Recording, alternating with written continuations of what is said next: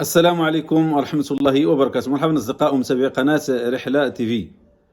مع التصريحات الأخيرة لوزير العدل عبد اللطيف وهبي وحديثي عن استهداف بعض الأحكام الشرعية الموجودة في مدونة الأسرة، وأيضا بعض القوانين التي هي قريبة أو مانعة من العدد من الفواحش، وعلى رأسها الزنا.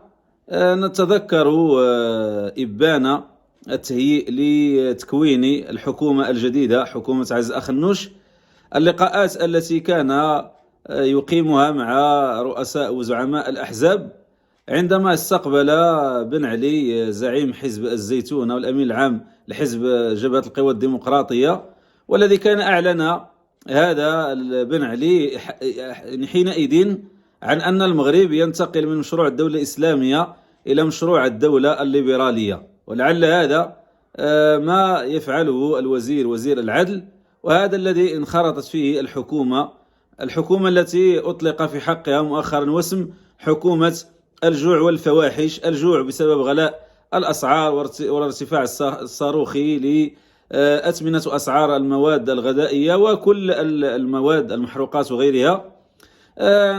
نعود لنتذكر ذلك التصريح، وهو كما ترون: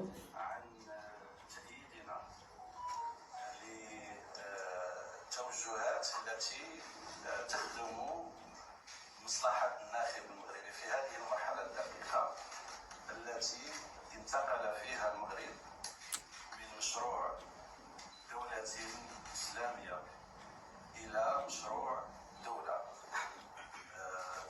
ليبرالية ديمقراطية اجتماعية.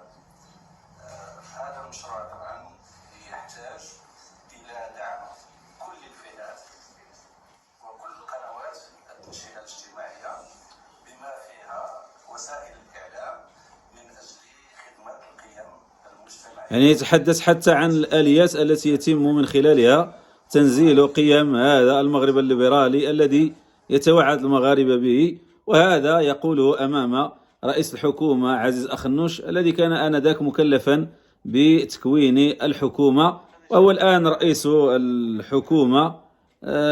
ووزيره في العدل عبد اللطيف وهبي ينزل هذا المغرب الليبرالي.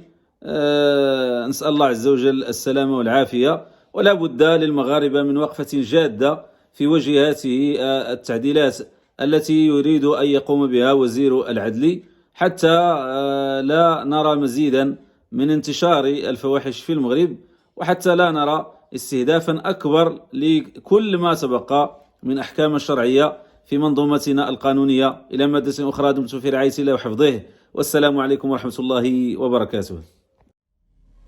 قناة إبراهيم أبو جابر، رحلة تي في.